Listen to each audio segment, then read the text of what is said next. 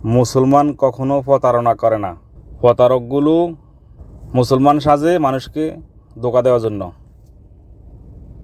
আসসালামু আলাইকুম রহমতুল্লাহি ওয়াবারাকাতুহু। প্রিয় ভিউয়ার্স, দেখুন, ওনার নাম হচ্ছে এমডি নাজমুল হাসান।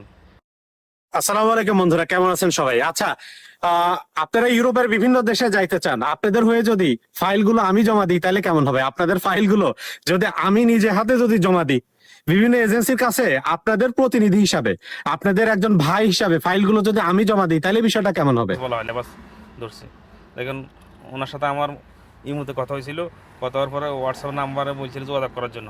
হোয়াটসঅ্যাপে নক দেওয়ার পরে উনি রিপ্লাই দিয়েছেন, দেখেন, এবং ডকুমেন্টস চাইছেন। ডকুমেন্ট দেওয়ার পরে দেখেন উনি কী করছে, এই যে টাকা চাইছে, টাকা দিলাম। এই ডলার হিসাবে 32,500 টাকা আসে, ওনার 33,000 টাকা দিলাম। তারপর উনি এই কিছুদিন পরে উনি যখন টাকা পাঠাইছি, টাকা পাঠানোর পরে টাকা পাইছে। পাওয়ার পরে হঠাৎ বলতেছে টাকা আরও লাগবে। এই যে এখানে আবার টাকা লাগবে বলছে। তা আমি বললাম, আপনি তো বলছেন যে প্রথম দাফে টাকা দিলে আর দ্বিতীয়বার টাকা দেওয়া লাগবে না, তাহলে দ্বিতীয় দাফে টাকা চাইতেছেন কেন?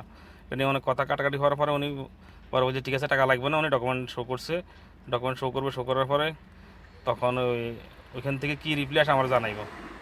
বলছে অ্যাম্বাসিতে কাগজপত্র আসবো, আসার পরে পরবর্তী দাফে যে টাকাগুলো দেওয়া লাগবে। দেখেন, সরাসরি সৌদি অ্যাম্বাসি থেকে আপনাকে ডকুমেন্ট কালেক্ট করতে হবে, ঠিক আছে ভাইজান, এমন ফিঙ্গারপ্রিন্ট দিতে হবে। তো এইগুলো বলার পর বলছে ওকে, আপনি কার্যক্রম চালাই যান। ওনার সাথে অনেক বয়স হয়েছে। উনি বলছে এই যে আপনি অপেক্ষা করেন, আমি সব রেডি করে আপনার জানাইতেছি। এটা বলার পরে ফেব্রুয়ারি পর্যন্ত ওনার সাথে আমার যোগাযোগ হয়েছিল, এবং উনি মাঝে মধ্যে আমাকে নক দিতেন। ফেব্রুয়ারির 2 তারিখ উনি আমার লাস্ট রিপ্লাই দিয়েছেন। তারপরে যে আমি ফেব্রুয়ারি 15 তারিখ থেকে ওনার সাথে যোগাযোগ করতেছি, ওনার মেসেজ দিয়ে উনি আর কোনো রিপ্লাই দিয়েছেন না। তো উনি এখন আমার সাথে প্রতারণা করতেছেন, ঠিক আছে।